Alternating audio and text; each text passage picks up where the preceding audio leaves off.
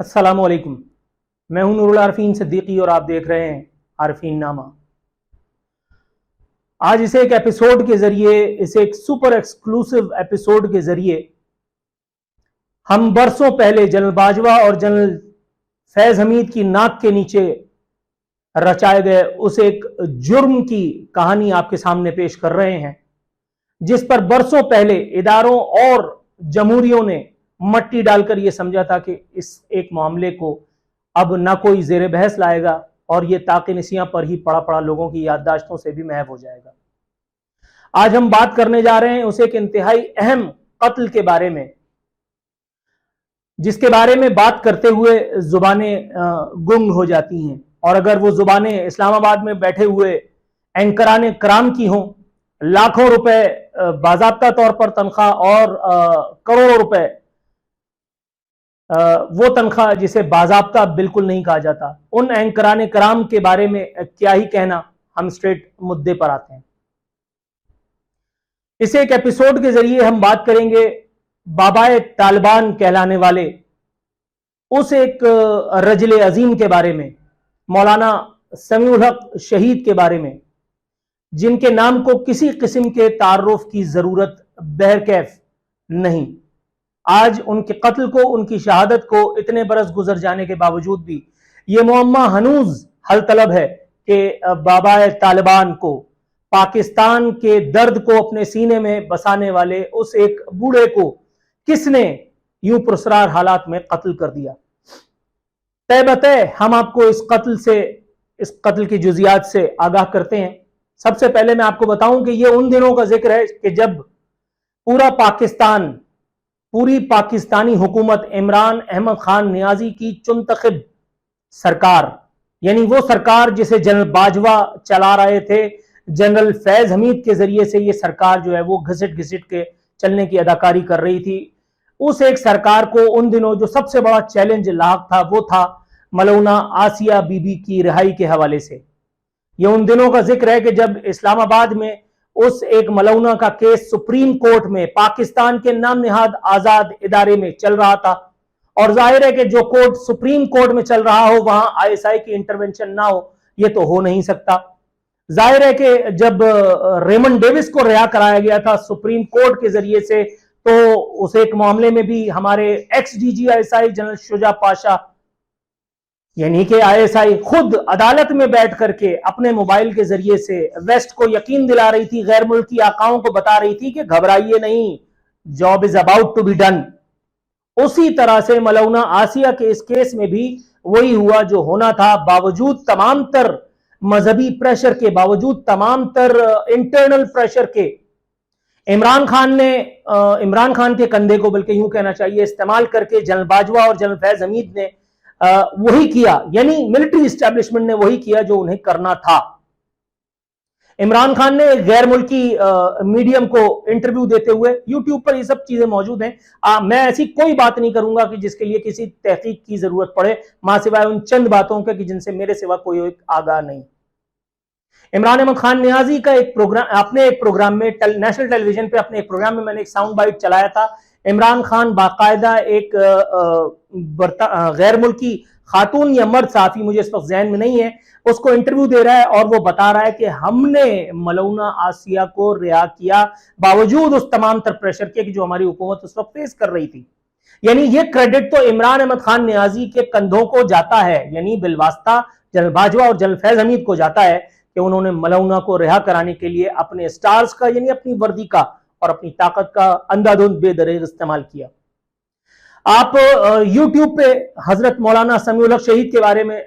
لکھیے عمران بیشنگ کے حوالے سے۔ میں ابھی تھوڑی دیر پہلے ایک ویڈیو دیکھ کر کے آ رہا ہوں، یہ ویڈیو میں نے اپنے اس پروگرام میں، جو اس دن جب میں اس عمرانڈو چینل سے پچھلے والے چینل پہ تھا، میں آن ایئر تھا، میں یہاں گھر سے اپنی بیوی کو کہہ کر نکلا تھا کہ آج رات ہو سکتا ہے میں گرفتار ہو جاؤں، کیونکہ اس وقت کے ڈی جی رینجرز، ان سے خیر اس وقت میری کچھ ناراضگی سی تھی، اور کسی ایک انتہائی اہم پہلو پر میں ایک زبردست قسم کا انویسٹیگیٹو پروگرام کرنے کی نیت سے نکلا تھا، اور مجھے پتا تھا کہ اس کے بعد پھر کیا ہونا ہے۔ این اس وقت جب ہم تمام تر تیاری کر چکے تھے، پروگرام میں صرف 1 گھنٹہ رہ گیا تھا کہ اچانک یہ خبر، بریکنگ نیوز، मीडिया की स्क्रीन्स पर नमूदार होती है कि मौलाना समीउल हक को उनके घर में, रावलपिंडी बैरिया टाउन में उनके घर में छुरियों के पै दर पै वार करके और शहीद कर दिया गया है। आप जरा देखिए, कत्ल भी इस तरह से किया गया कि मौलाना समीउल हक का जो ड्राइवर था वो घर से बाहर गया हुआ था, घर में मौलाना अकेले थे। बाबाए तालिबान, पाकिस्तान के बाकायदा स्पोक्समैन जो तालिबान से मीडिएशन वगैरह करवाने में अफवाज पाकिस्तान का, पाकिस्तान के इदारों का साथ दिया करते थे, जो पाकिस्तान के इदारों का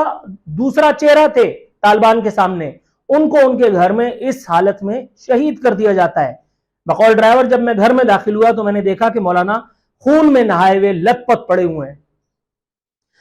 कत्ल की आप जरा गुत्थियों को मुलाहिजा कीजिए। कत्ल बाकायदा हुआ, लेकिन किस तरह से हुआ कि वो बहरिया टाउन जो अपने हिफाजती इंतजामात या अपने लग्जूरियस रिहाइश के लिए मशहूर है, वहां के बाकायदा तमाम तर सीसीटीवी कैमरे बंद करवा दिए गए थे खराबी के नाम पर। अब आपको पता है कि ये खराबी किसने कराई होगी।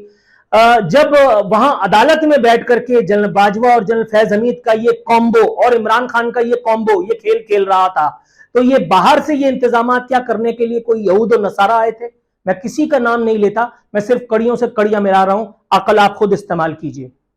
मौलाना समीउल हक की वो तकरीर जिसका मैं हवाला दे रहा हूं, उसमें आप सुनेंगे तो मौलाना ने पाकिस्तानी जजेस को, खासतौर पर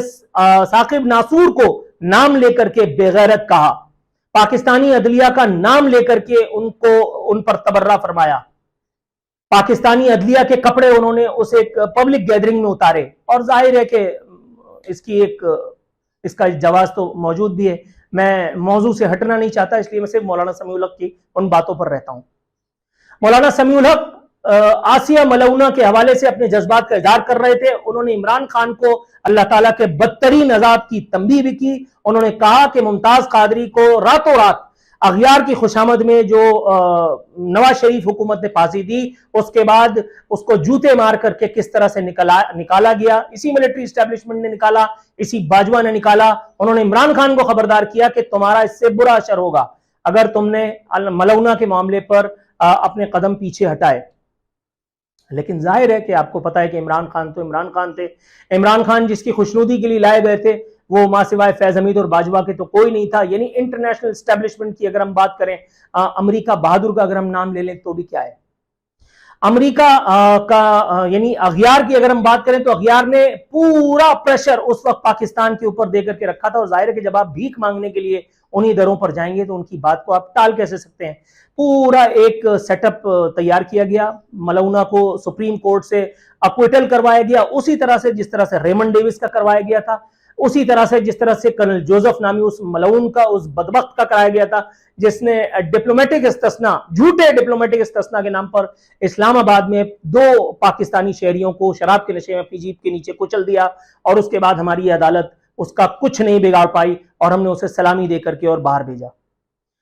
जाहिर है कि जब मलऊना को रिहा किया गया तो मलऊना को रिहा करने के बाद सबसे ज्यादा जो मौसर आवाज थी वो मौलाना समीउल हक साहब की थी। और मौलाना समीउल हक साहब की तरफ से कोई रिएक्शन आने का मतलब यह था कि मुल्क पूरा अदम तवाजुन का, यानी सियासी अदम तवाजुन का शिकार होता। उस सूरत में आपको लगता है कि मौलाना समीउल हक ISI, DGISI, military chief, Imran Khan की हुकूमत, इसकी कोई परवाह करते? मेरा ख्याल है कि जवाब आप समझ तो चुके होंगे। मेरा ख्याल है कि इस कत्ल की इन्वेस्टिगेशन इतनी मुश्किल तो नहीं थी। पुरस्कार तरीन हालात में मैं अब आपको वो बातें बताता हूं जो मेरे अलावा और कोई नहीं जानता, और वो भी इसलिए क्योंकि मौलाना के साहबजादे हामिदुल हक का इंटरव्यू उस कत्ल के, उस शहादत के महज कुछ दिनों बाद मैंने अपने लाइव प्रोग्राम में करने की कोशिश की। लाइव के लिए जब हमें अप्रूवल नहीं मिल सकी तो हमने अपने दीगर ताल्लुकात, दीगर इन्वर्टेड कॉमास में मैं कह रहा हूं, दीगर ताल्लुकात का इस्तेमाल करते हुए मैं हामिद साहब से मैंने राब्ता किया। उन्होंने किसी एक जिस जरिए को मैंने बीच में डाला था उसका ख्याल करते हुए उन्होंने मुझे मैक्सिमम 10 मिनट देने के लिए, और वो भी रिकॉर्डेड प्रोग्राम में, हामी भरी 10 मिनट में जब हमने उनसे बात करने की कोशिश की, यू वोंट बिलीव मी, मौलाना महज 5 मिनट में मेरे सवालात के बाद जुज़बुज़ होकर के और उन्होंने माइक निकाला और ये जा और वो जा। मैंने उस जरिए को फोन किया, मैंने उसकी मिन्नत समाजत की, मिन्नते तरले किए, اس ذریعے میں مولانا کے حامد صاحب کی منتیں ترلے کی ہے، اور مولانا کے ساتھ لوگ وہ اتنے خفا تھے اس ایک معاملے پر. انہوں نے کہا منوان میں آپ کی خدمت پیش کر دیتا ہوں. انہوں نے کہا کہ کیا تمہیں نہیں پتا کہ اس وقت حالات کتنے سینسٹیو ہے؟ کیا تمہیں نہیں پتا کہ اس وقت مولانا کی شہادت کے بعد ہم پر کتنا پریشر ہے؟ کیا تمہیں نہیں پتا کہ ہمیں انویسٹیگیشن سے ہٹانے کے لیے کیا کیا کچھ کیا جا رہا ہے؟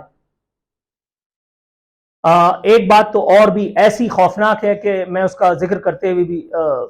2-3 دفعہ سوچ رہا ہوں، اور میرا خیال ہے کہ اس بات کو کرنا نہیں چاہیے ورنہ معاملہ شاید آگے پیچھے ہو جائے گا. میں کسی ڈر کے سبب ایسا نہیں کر رہا، لیکن میں فرسٹ ہینڈ نالج آپ کو بتا رہا ہوں. مولانا کا قتل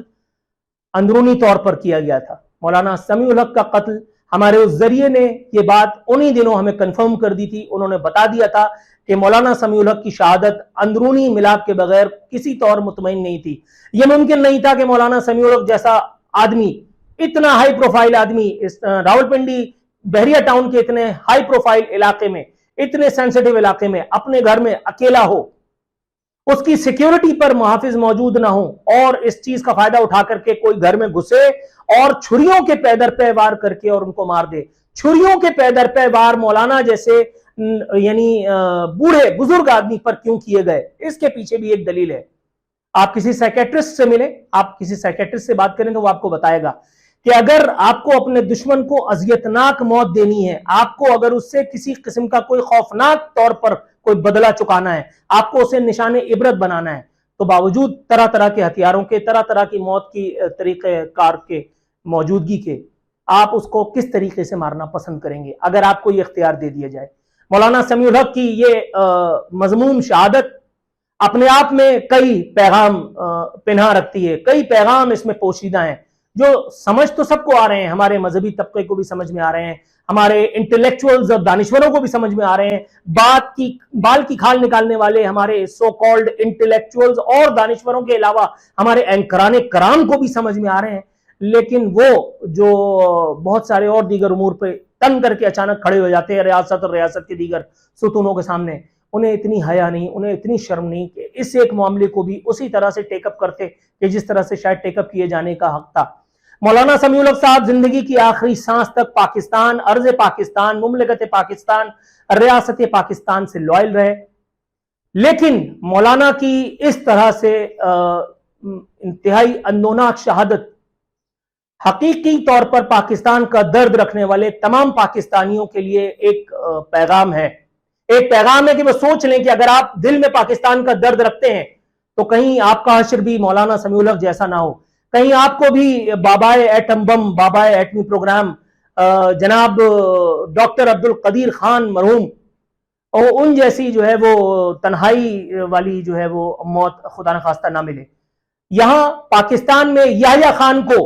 جھنڈے میں لپیٹ کر کے، سلامی دے کر کے، وہ جس نے پاکستان کو توڑ دیا، پاکستان کو توڑنے میں اہم کردار ادا کیا، سلامی میں دے کر کے، جھنڈے میں لپیٹ کر کے اور باقاعدہ فوجی اعزاز کے ساتھ دفن کیا جاتا ہے. لیکن جب بات آتی ہے